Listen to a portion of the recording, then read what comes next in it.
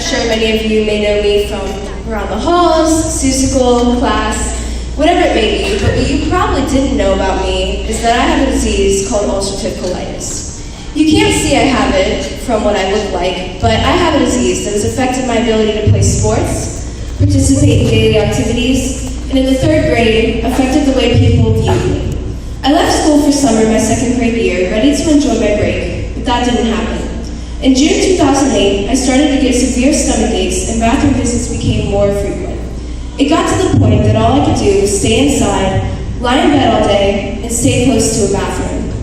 In July, I was admitted to the hospital due to dehydration, and that's when they had me tested for ulcerative colitis, and they found out I had it.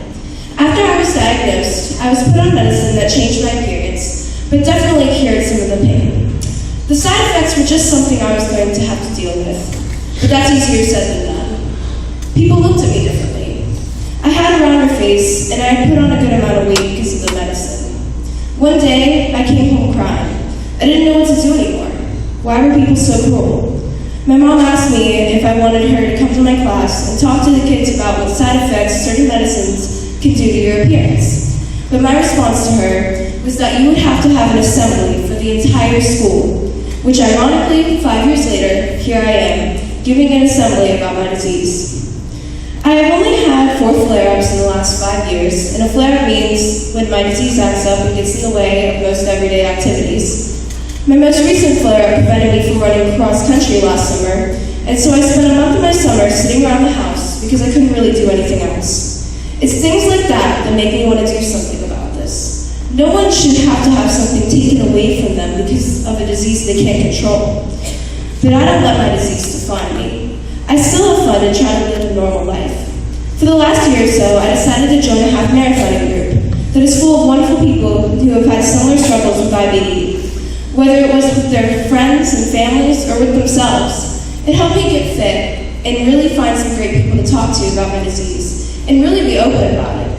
Today, my disease is being controlled by taking 29 pills a week, but with no real side effects. I am healthy and I am well managed, and that's great, but I'm here to tell you there are too many people out there who don't have it so lucky. In my experience seeing and talking with other IBD patients, I've learned that treatment can sometimes be hard to find. Surgery can sometimes be required, and hospital visits can sometimes be frequent. I've met a child 5 years young who's already had their colon removed because of damage. I've met a boy who has to go to the hospital and get infusions of medicine just to stay healthy. And I've met families who deal with pain together and struggle with insurance companies. All of these things have made me realize how lucky I am to be so well managed. I want to help those people who don't have it so lucky get the help they need. Give those people new medicines to try when others fail. And overall, I want to beat this disease. I want one day for me and all of the other IBD patients to be pain-free.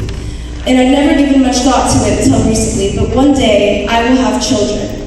And as a parent, I'm sure that the one thing you want for your child is for them to be happy and healthy. And if I had to look at my child and watch them suffer through the pain I've gone through because of this disease, I don't think I could bear it. Knowing that I have a chance right now to try and cure this disease and watch my children grow up pain-free is something I'm so grateful for. So what do you say? Can you give a little time and help find a cure?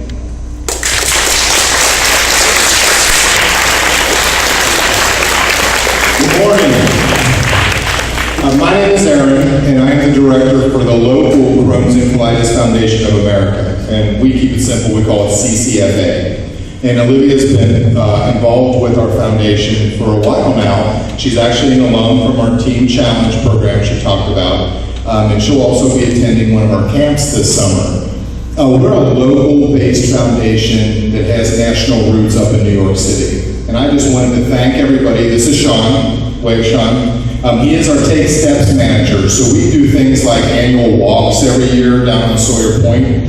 We do a half marathon program 3 or 4 times a year. We have other fundraising activities. We do a lot of work with Cincinnati Children's Hospital. As Olivia said, these diseases affect the intestines, both the upper and lower intestine. We won't get too graphic with you, but needless to say, there's a lot of children that are affected by these illnesses. Typically, they start to see symptoms at the age of 13, and they're diagnosed anywhere from 13 to the age of 27. 1 in 200 people are affected by these diseases. So as you look around with your friends and family and schoolmates, understanding that Olivia already has talked about her disease, there's a lot of others that are affected by these diseases, but very often people don't talk about them. There's a lot of shame associated with them for some reason. You can't visibly see people that have these diseases very often. So again, they're not talked about. And part of our job is to bring awareness. And that's what Olivia and her mother and people like that support CCFA are really doing right now, is trying to get out, build awareness, raise money to find a cure, and in the meantime, help those affected by these diseases. We provide support groups, we provide educational activities, we do an array of offerings here locally in the city of Cincinnati and up into Dayton. What we wanted to share with you today is something we think is fun, we think you guys will like. We decided to do a special contest during the week prior to your walk, so we created a special award.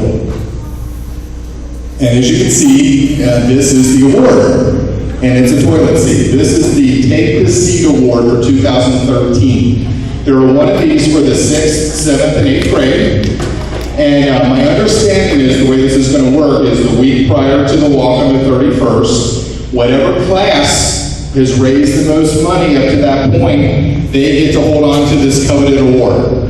You know, you can take your picture through it, you can post it, have some fun with it, and then ultimately at the end of the week, on the 31st, when you have your walk for CCFA, the 6th, 7th, and 8th grade class who have raised the most money get to keep this in their classroom. So we just think it's kind of a fun way, a visual way of humorously talking about Crohn's and colitis disease and continuing to bring awareness to the foundation of what we really do.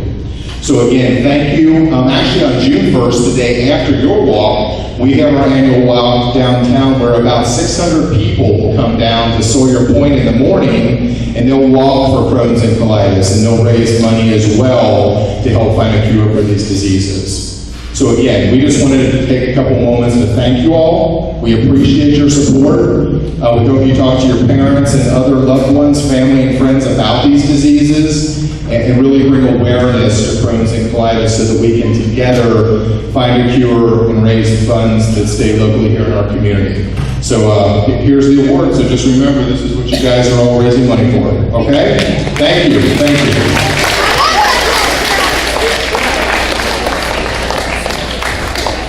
Thank you to all of our speakers this morning. Also, students, we will be sending out information through your homerooms. As you raise money for so many dollars that you bring in, we will be giving out raffle tickets, and we will be doing daily drawings with raffle tickets, and we have all kinds of prizes from gift cards to some of the local restaurants to some electronics and different items that we will have available. And we will start to do some of that early next week. So we appreciate all your support. It will be a great day for us. It's a day for us to recognize our students. It's a student appreciation day, but it's also a way for us to do something for a cause and to help out some of our students here at Dublin Middle School. We will start the row over here. You guys can start heading back to your impact classes. Thanks, guys.